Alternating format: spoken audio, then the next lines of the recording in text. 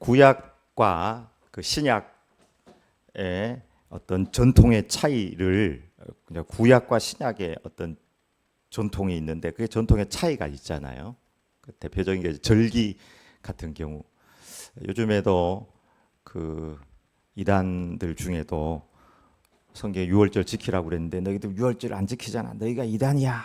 막 이런 데도 있거든요. 그래서 이제 이 구약과 신약의 전통 차이를 우리는 예수님의 관점에서 배울 필요가 있습니다. 그러니까 예수님은 그 전통 그 자체보다도 본질을 중요시 여겼는데 또 꼭 그렇지 않은 것이 본질과 함께 어떤 전통 그의 형식 자체도 잘 조화를 이루어야 된다 그렇게 말씀하셨습니다.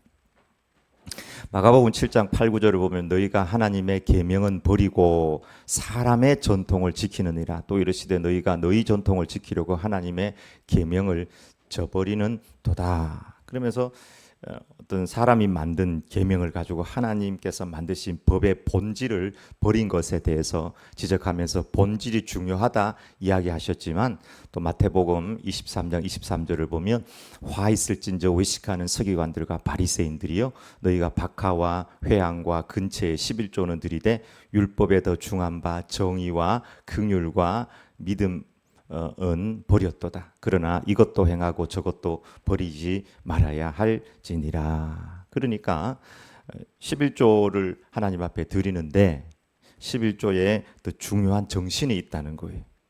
그 정신, 정의와 긍휼과 믿음 이런 것들은 내려놓고 그냥 형식적으로 자꾸 이렇게 하는 것에 대해서 주님께서 지적하셨지만 그러나 이것도 행하고 저것도 버리지 말아야 된다. 그 형식의 본질을 담아야 된다. 그러니까 전통과 본질의 조화를 잘 이루어야 된다고 말씀하셨습니다.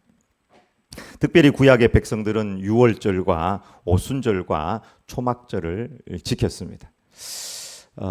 이 구약의 전통을 이 교회 전통을 보면은 신약에서도 잘 이렇게 전통을 받아들였는데요. 구약의 유월절이라는 것은 구원받은 거예요.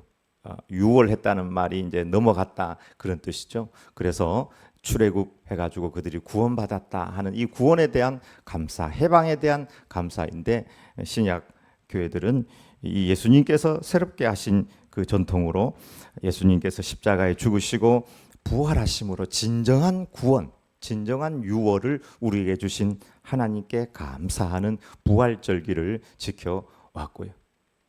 그 다음에 오순절은 6월절 다음에 77일, 50일 지나서 첫 열매를 거두는 맥추절, 오순절, 맥추절 혹은 77절이라고 하는데 첫 열매를 감사하는데 저 절기 때 신약교회는 성령님께서 강림하셔서 성령 강림절과 함께 맥주 감사절기로 그렇게 신약교회들은 지켜왔고 그 다음에 다음 초막절을 지켰는데 초막절은 이제 추수감사절이라고 할 수 있습니다. 가을거지를 하여서 인도하심에 대한 감사. 초막이라는 말은 그야말로 텐트라는 말이에요. 텐트 안에서 살던 우리에게 이렇게 풍성한 열매를 주심 감사합니다 하면서 이제 추수를 하나님 앞에 감사드리는 절기이고 또 신약 교회는 이 모든 것들을 예수님 안에서 재해석하기 때문에 오신 예수님을 기다리는 대강절과 성탄절을 지키면서 구약의 모든 전통과 정신들을 계승하고 있습니다. 맥주감사절은 광야에서 가나안에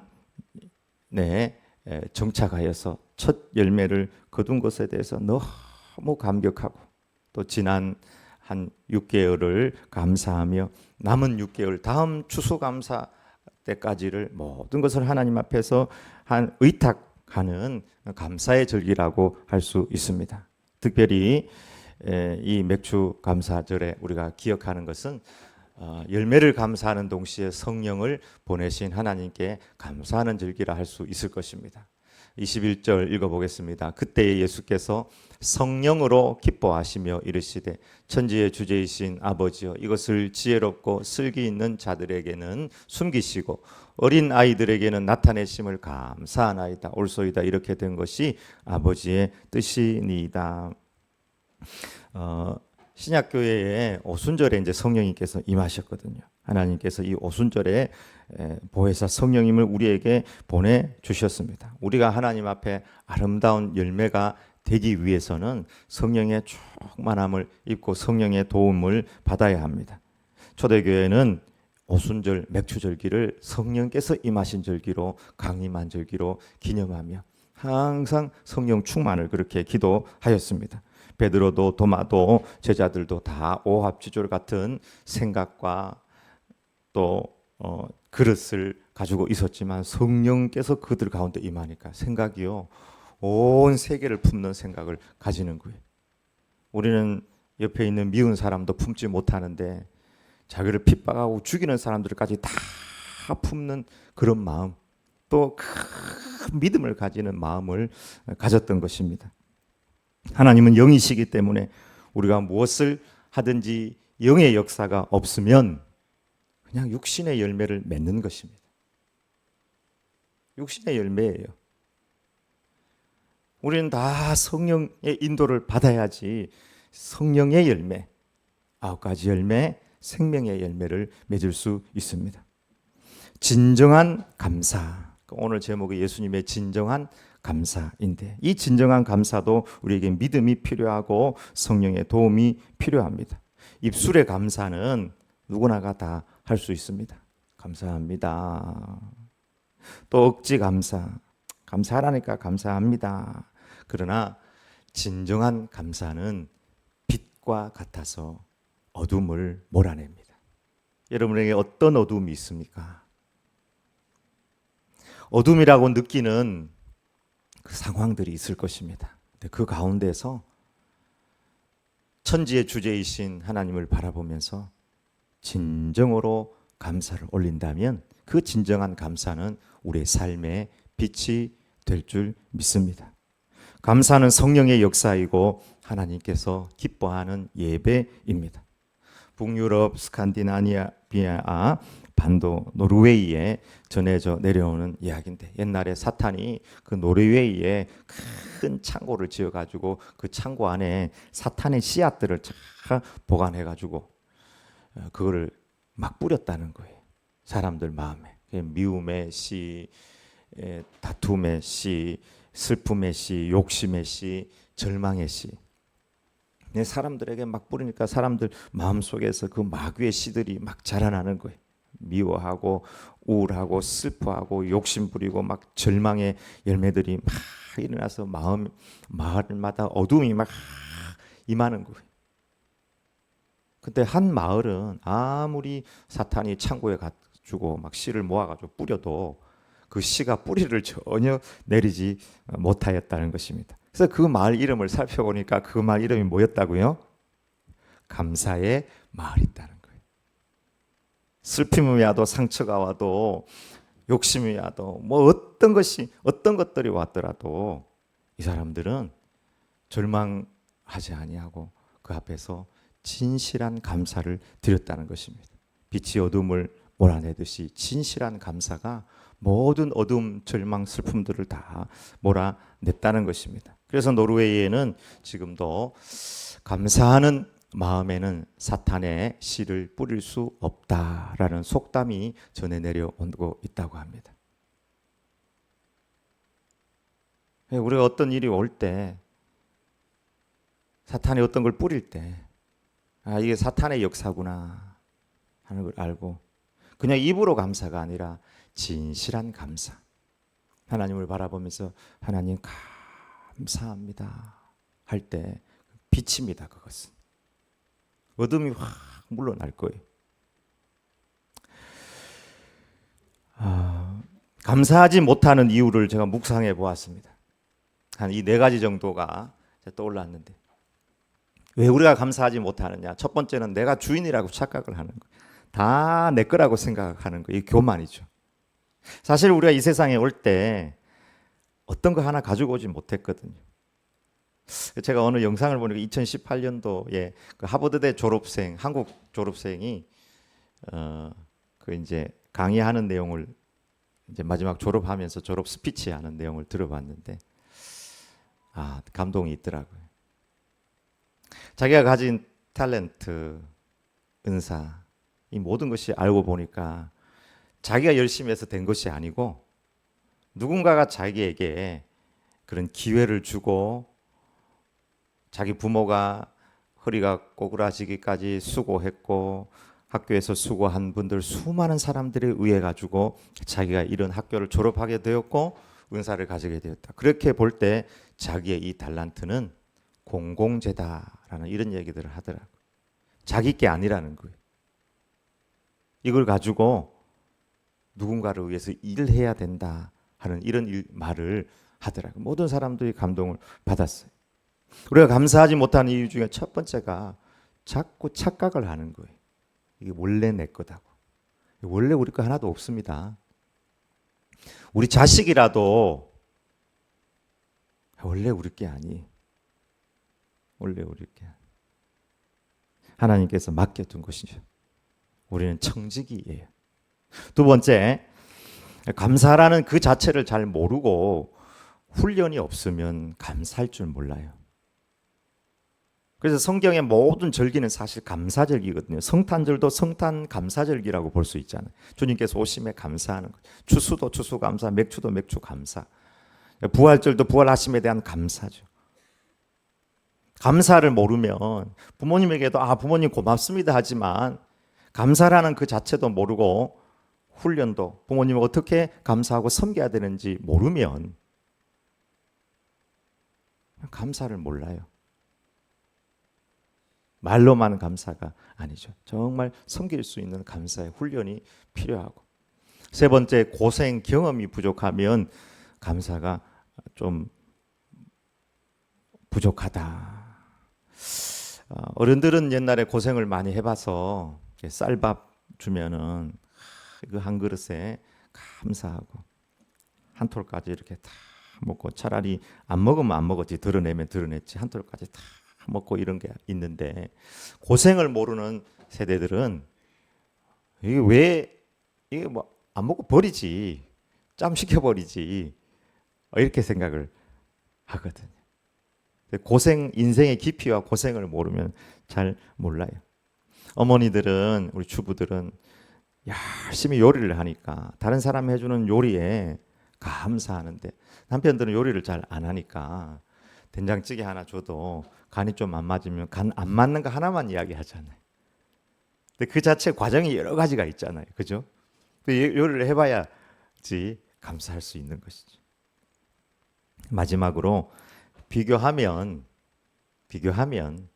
그때부터 감사가 사라지는 것이죠. 어느 할머니가 평생 고생을 하고 남의 집에 살다가 20평짜리 집에 들어간대. 얼마나 기쁜지 막 하늘을 날아다녀. 슈퍼맨처럼 쉬쉬쉬. 근데 자기 친구가 35평 집에 들어간 거예요. 그 집에 가봤어. 가보니까 막 화장실도 2개고 냉장고도 좋고 집에 돌아 자기 집 보니까 너무 작고 답답해. 그때부터 불행이 시작되는 거예요. 비교하는 그 순간 여러분 어떻게 내 남편, 내 아내, 내 자식들을 다른 사람과 비교하겠어요? 내 인생을 누구와 비교하겠어요? You are inevitable, incomparable person. 여러분은 비교할 수 없는 비교 불가의 사람들입니다. 여러분 지문이요. 온 세계 사람 지문이 다 다르답니다. 그것은 하나님께서 우리에게 너는 너 하나로 나에게 최고의 존재라는 것을 우리에게 우리의 손가락에 다 각인시켜놨어요. 비교하지 마라. 비교하지 마. 비교하는 그 순간 비교하는 자가 어리석은 자예요. 비교하면은 감사가 사라져. 자, 이 모든 것을 이기는 감사, 진정한 감사, 성령 안에서 믿음으로 드리는 감사인 줄 믿습니다. 믿음이 없으면 또 감사가 좀 잘 안 되겠죠. 믿음으로 성령 안에서 그냥 감사합니다 정도가 아니라 진정한 감사를 올려드리는 저와 여러분의 삶이 되길 축원합니다. 두 번째, 예수님의 감사, 진실한 감사를 배우게 됩니다. 자, 17, 18절 한번 읽어보겠습니다. 이 이방인 외에는 하나님께 영광을 돌리러 돌아온 자가 없느냐 하시고 그에게 이르시되 일어나 가라 내 믿음이 너를 구원하였느니라 하시더라.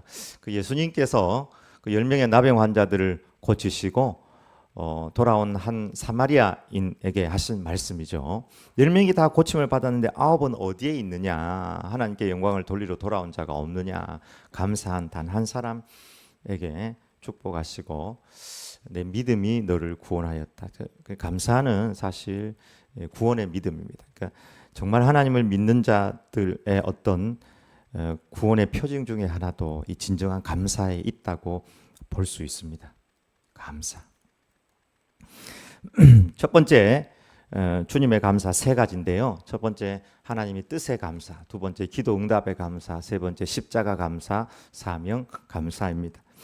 예수님은 하나님의 뜻에 감사했습니다. 누가복음 10장 21절에 이렇게 된 것은 아버지의 뜻이니이다. 70인 파송에서 복음을 전했는데요. 지혜 있고 지식 있는 그 바리새인들, 서기관들, 대제사장들, 엘리트들은 예수님이 전하는 예수님을 통해서 전해준 그 제자들의 복음을 다 거부해 버리는 거예요. 근데 그 어린 아이들 그리고 일자 무식하는 사람들, 가난한 사람들 이런 사람들은 복음을 다 받아들이는 거예요. 예수님께서 그 보고를 받고 그 부정적인 것을 바라보면서 절망한 것이 아니라 하나님 앞에 성령으로 감사하면서 이렇게 된 것이 아버지의 뜻입니다 하면서 하나님 아버지를 향하여 천지의 주제이신 아버지여라고 기도하시면서 하나님께 감사를 올려드렸습니다. 특별히 우리가 천지의 주제이신 아버지여라고 기도하신 이 예수님의 기도를 기억할 필요가 있습니다. 예수님은 온 천지 만물을 창조하시고 유지하시고 지탱하시고 섭리하시는 하나님 아버지를 믿었습니다.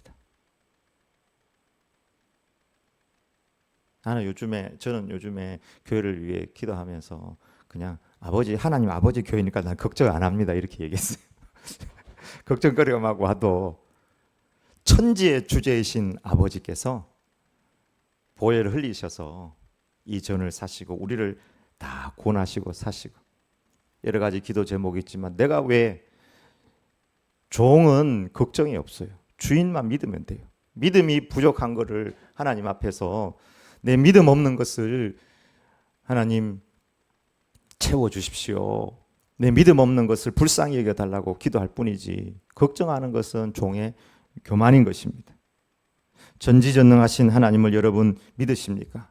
그렇다면 불평할 이유가 없고 염려할 까닭이 없습니다. 하나님 모든 것을 합력하여 선을 이루시는 분이시기 때문입니다. 그런즉 우리는 범사에 감사하라 하는 이 하나님의 뜻을 기억할 필요가 있습니다. 하나님 임재 연습이라는 책을 쓴 브라더 로렌스, 원래 이름은 니콜라스 헤르만인데 이 사람이 이제 10대 때 다리를 다쳐가지고 평생 고생을 하다가 50대에 이제 카르멜 수도원에 들어가서 부엌 일을 하게 되었습니다.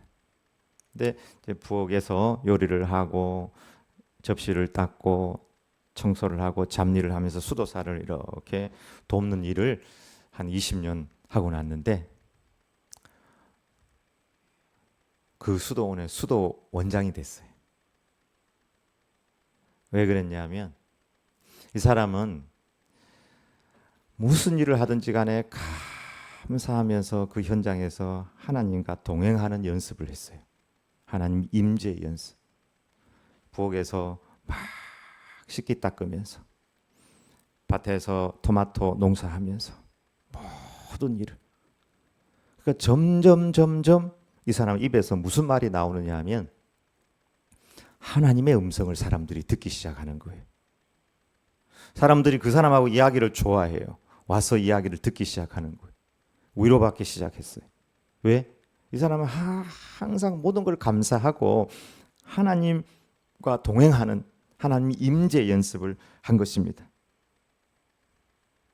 사람들이 그를 수도 원장으로 추대를 했는데 밝은 모습으로 그가 이야기하기를 나의 인생은 그저 감사하고 행복합니다.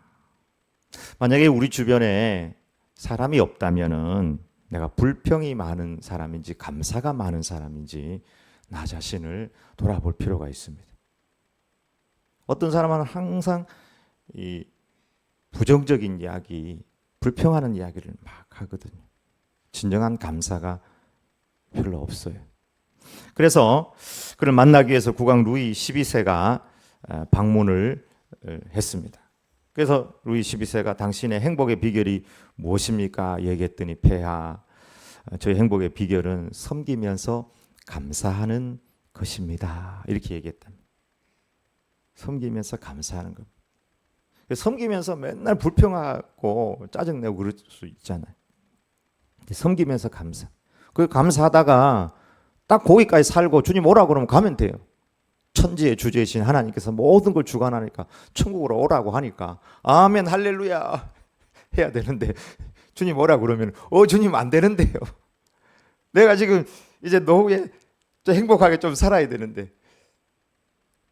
여러분 노후 준비는 제가 또 여러 번 이야기하는 것이지만 돈 준비하니까 노후 준비가 아닙니다. 첫 번째는 노후 준비는 주님 만날 준비가 노후 준비예요. 노후가 됐다는 것은 그만큼 주님 만날 날이 가까웠다는 겁니다.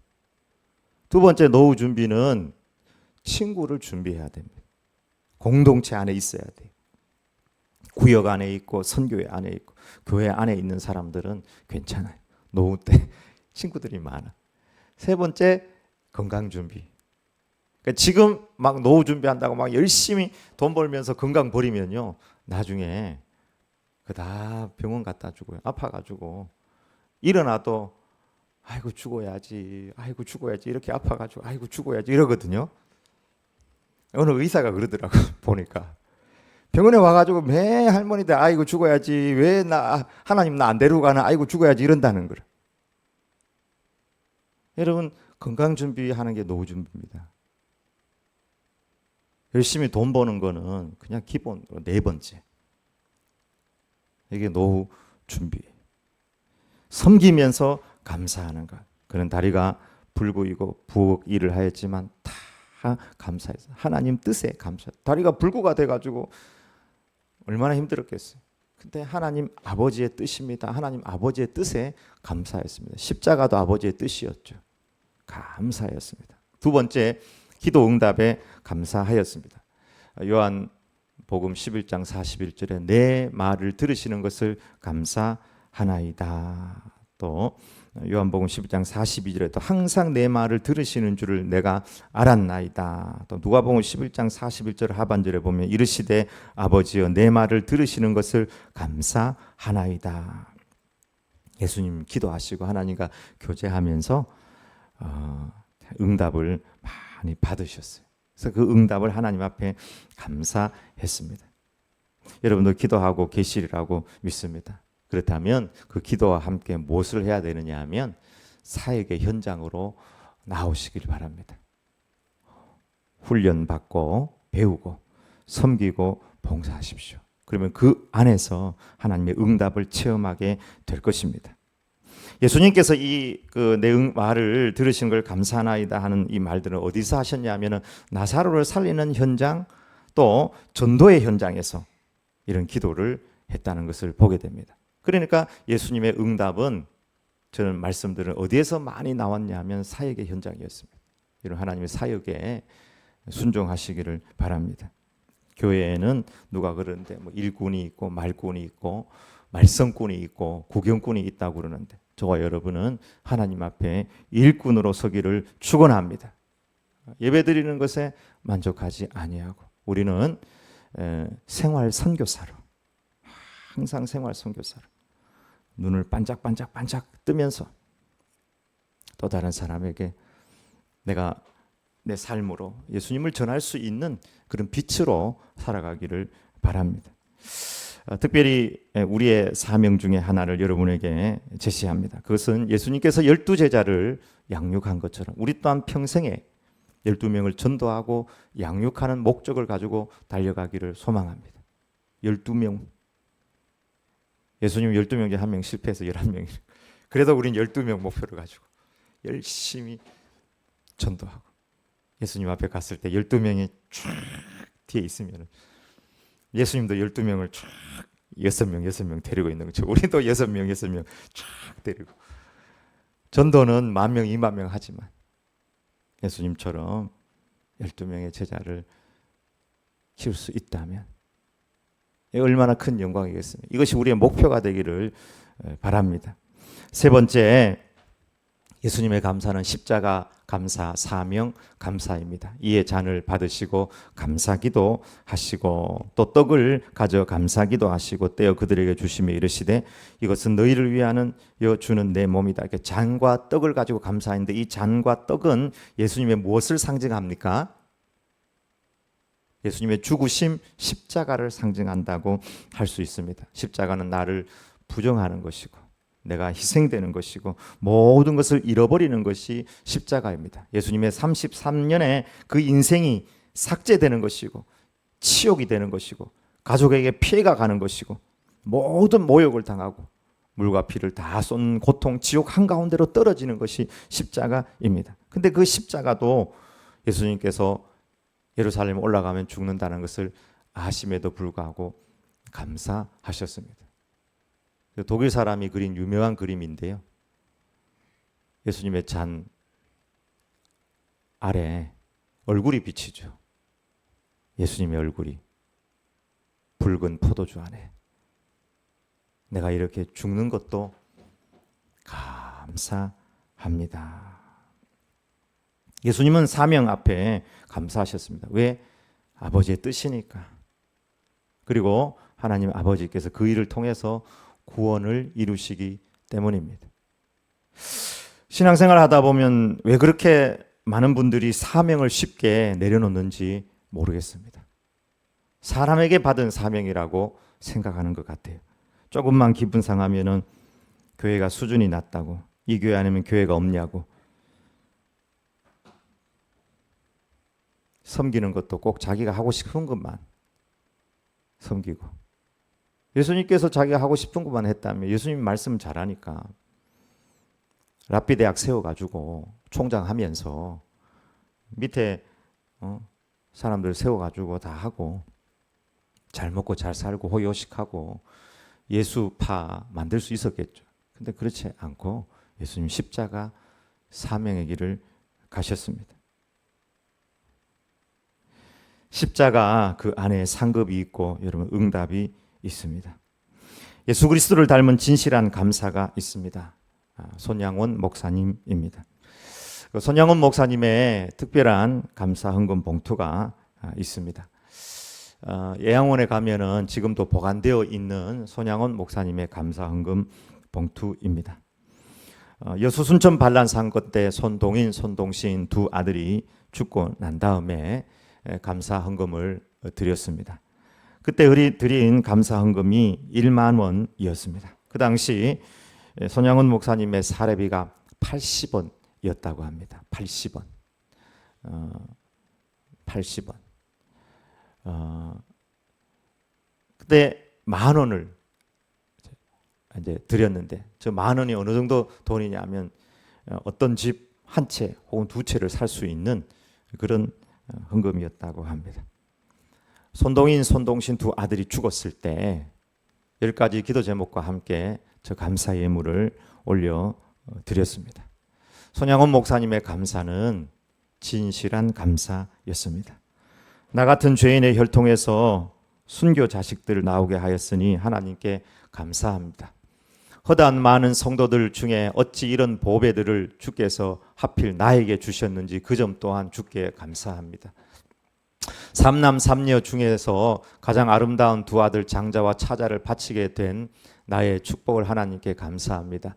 한 아들의 순교도 귀하다 하거늘 하물며 두 아들의 순교리요 하나님께 감사합니다.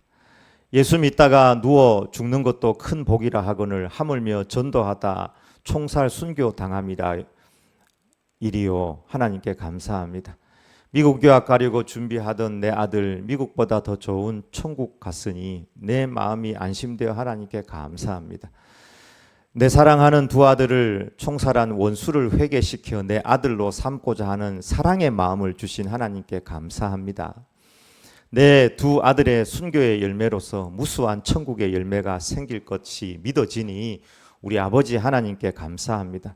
이 같은 역경 속에서도 하나님의 사랑을 깨닫게 하시고 이길 수 있는 믿음을 주신 하나님께 감사드립니다. 나에게 분에 넘치는 과분한 큰 복을 내려주신 하나님께 모든 영광을 돌립니다. 손양원 목사님의 감사는 진실한 감사, 마치 어둠 속의 빛과 같은 감사. 그에게 임한 슬픔도 상처도 미움도 고통도 아픔도 어둠을 다 물리치는 감사였습니다. 우리도 예수님처럼 손양원 목사님처럼 하나님의 뜻에 감사하고 기도 응답에 감사하고 사명 앞에서 진실한 감사를 올려드리는 믿음의 제자가 다 되길 주님의 이름으로 축원합니다. 아멘.